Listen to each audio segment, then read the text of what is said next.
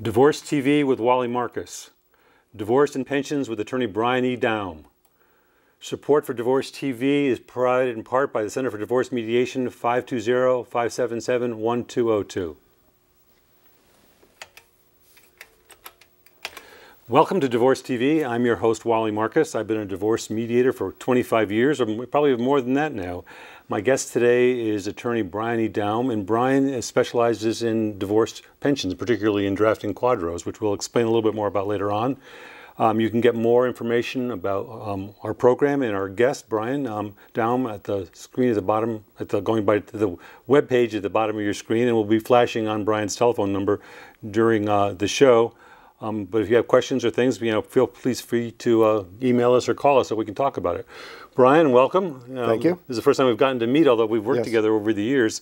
I appreciate that. Can you tell us a little bit about yourself? Well, I'm an attorney. I've been practicing for about 30 years. I've been in Tucson for about 25. I practice mainly in the area of employee benefits, which means that when the divorce attorneys come to divide the pension as part of a divorce, I'm one of the people that come to see, not because I understand divorce, but because I understand pensions.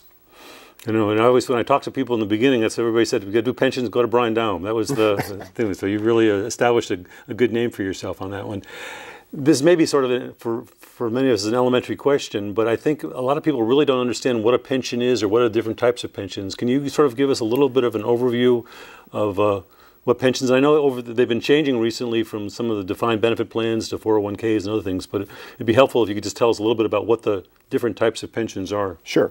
A pension is a plan of deferred compensation. It's something that you receive from your employer or from the plan the employer establishes after you've terminated employment or after you retire.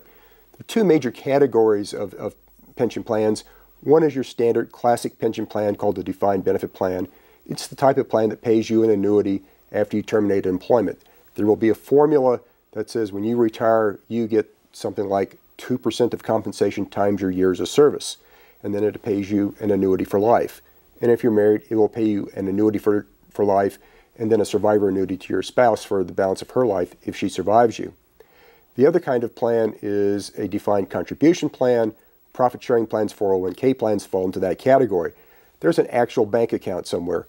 The employer puts in some percentage of your compensation for you each year. There will be a formula as to how the employer makes that contribution.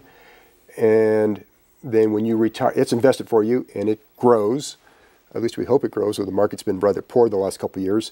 And then when you retire, you're entitled to whatever in that account when you retire. And you can take it out sometimes in installments, take it out in a lump sum, roll it into an IRA. Sometimes you can convert it to an annuity and take it out as an annuity over your lifetime. You just mentioned IRAs. How does IRAs, or an IRA, which stands for, this is a field where I think there are more acronyms than anything I can think of. IRA is an individual retirement account. And one of the things, if you're contemplating divorce and you know that your spouse has a pension of some kind, one of the things you need to find out is what kind of pension is it, because there are different rules for different kinds of plans. An individual retirement account, for example, is an individual plan. I mean, that's what the name says. It is not an employer-sponsored plan.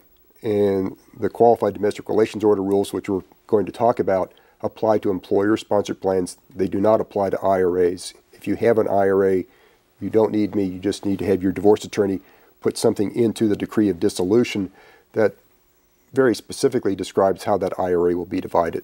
Okay.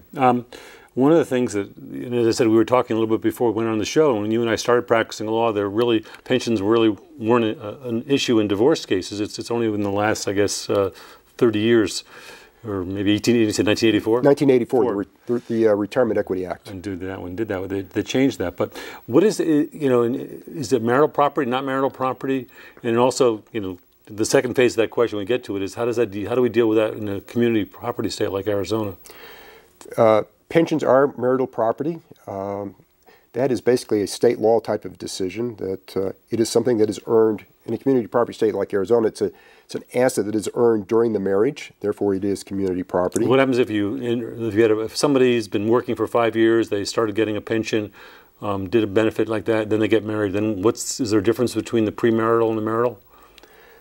Yes, and that's one of the difficult issues that I deal with, is if someone comes in to my office and they want to get an order that divides the pension benefit, one of the things that I have to do is to find out if there's any premarital money in that arrangement, and then find some way to carve that out. Okay. Is it the same thing with any of them? The IRAs, With the any of them, 401ks? yes.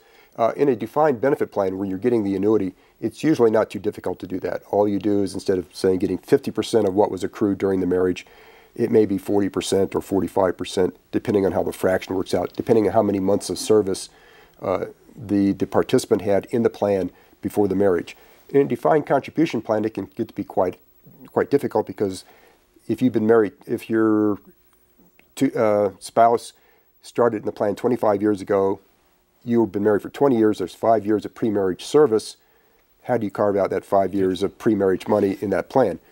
And the problem is a lot of the employers do not have the records that go back more than 20 years. Is there a legal requirement on the allocation of these assets, of the pensions at all? At the federal level, no. Pensions, first of all, are heavily regulated by federal law. There's an act out called ERISA, the Employee Retirement Income Security Act.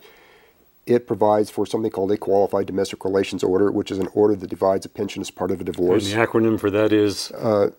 For the Qualified Domestic Relations? It's QDRO. QDRO. And under the federal rules, whatever the state court orders, as long as it doesn't exceed what the participant has accrued in the plan, can be awarded to the alternate payee, to the ex-spouse. You were talking about the defined benefit plans, and it occurred to me as we were saying that that there's not really there's not money there necessarily. I mean, there's money that the employers have been required to sort of set aside, but it seems to me I've been reading lately that a lot of these just are really underfunded. Is that something people should be worried about? Well, everyone should be worried about that a little bit. It's not just part of the divorce. A defined benefit plan is a promise to pay. The federal rules require an employer to fund the benefits as they accrue. So for each year of service I accrue a little bit more pension, and the employer is required to put in enough actuarially to cover that. The amount the employer puts into the plan is based on the benefits it anticipates paying, and it also anticipates that the amount it's contributing to the plan each year will earn a little bit. I mean, that's usually what we hope the stock market does, is it goes up a little bit. We don't have to be told what happened in 2008 to the stock market.